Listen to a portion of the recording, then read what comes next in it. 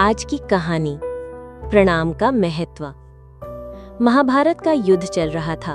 एक दिन दुर्योधन के व्यंग्य से आहत होकर भीष्म पितामह घोषणा कर देते हैं कि मैं कल पांडवों का वध कर दूंगा। उनकी इस घोषणा का पता चलते ही पांडवों के शिविर में बेचैनी बढ़ गई। भीष्म की क्षमताओं के बारे में सभी को पता था, इसलिए सभी किसी अनिष्ट की आशंका से परेशान हो गए। तब श्री कृष्ण ने द्रौपदी से कहा, अभी मेरे साथ चलो। श्री कृष्ण द्रौपदी को लेकर सीधे भीष्म पितामह के शिविर में पहुंच गए। शिविर के बाहर खड़े होकर उन्होंने द्रौपदी से कहा कि अंदर जाकर पितामह को प्रणाम करो। द्रौपदी ने अंदर जाकर पितामह भीष्म को प्रणाम किया तो उन्होंने अखंड सौभाग्यवती भव का आशीर्वाद दे दिया।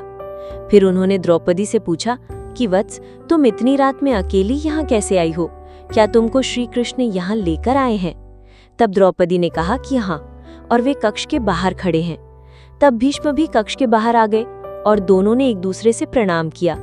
भीष्म ने कहा कि मेरे एक वचन को मेरे ही दूसरे वचन से काट देने का काम श्री कृष्ण ही कर सकते हैं।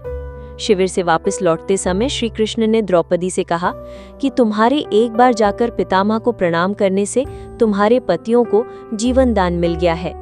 अगर तुम प्रतिदिन भीष्म, धृतराष्ट्र, द्रोणाचार्य आदि को प्रणाम करती होती और दुर्योधन, दुशासन आदि की पत्नियां भी पांडवों को प्रणाम करती होती तो शायद इस युद्ध की नौबत ही न आती। तात्पर्य: वर्तमान में हमारे घरों में जो इतनी समस्याएं हैं, उनका मूल कारण यही है कि जाने अनजाने अक्सर घर के बड़ों की उपेक्षा हो जाती है। यदि घर के बच्चे और बहुएं प्रतिदिन घर के सभी बड़ों को प्रणाम कर उनका आशीर्वाद लें तो शायद किसी भी घर में कभी कोई क्लेश न हो। बड़ों के दिए आशीर्वाद कवच की तरह काम करते हैं, उनको कोई अस्त्र शस्त्र भेद नहीं सकता।